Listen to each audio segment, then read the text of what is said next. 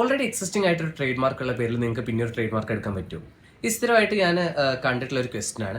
ശരിക്കും പറഞ്ഞാൽ പറ്റും, പക്ഷെ അതിന് ശ്രദ്ധിക്കേണ്ട കാര്യങ്ങൾ എന്തൊക്കെയാണ് ഞാൻ പറഞ്ഞുതരാം. ആദ്യം പറയുന്നത്, ഫോർ എക്സാമ്പിൾ ഒരു എക്സാമ്പിൾ എടുക്കാം. നമുക്കൊരു പാരറ്റ് എന്നുള്ള പേരിൽ ഒരു ബുക്ക് കമ്പനി രജിസ്റ്റർ ചെയ്തിട്ടുണ്ട്, ട്രേഡ് മാർക്ക് ചെയ്തിട്ടുണ്ടെന്ന് വിചാരിക്കാം.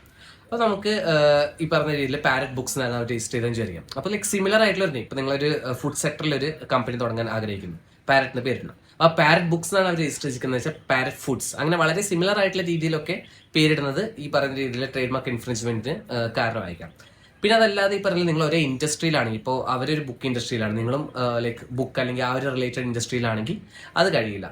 പിന്നെ അതുപോലെ തന്നെ സെയിം ടാർഗറ്റ് ഓഡിയൻസ് ആവരുത് നിങ്ങളുടെയും അവരുടെയും. അതുപോലെ തന്നെ പിന്നെയുള്ള കണ്ടീഷൻ എന്താണെന്ന് വെച്ചാൽ സെയിം ഡിസ്ട്രിബ്യൂഷൻ ചാനൽ ആവരുത്. ഇപ്പം എന്താണെന്ന് വെച്ചാൽ ഇപ്പോൾ നിങ്ങൾക്ക് ലൈക്ക് അവർ ബുക്കാണ് സെല് ചെയ്യുന്നത്, നിങ്ങൾക്ക് പേനയാണ് സെല് ചെയ്യുന്നത്. സോ നിങ്ങളുടെ രണ്ടൊരു സെയിൽസ് ഡിസ്ട്രിബ്യൂഷൻ ചാനലുകൾ സെയിം ആയിരിക്കും അല്ലേ?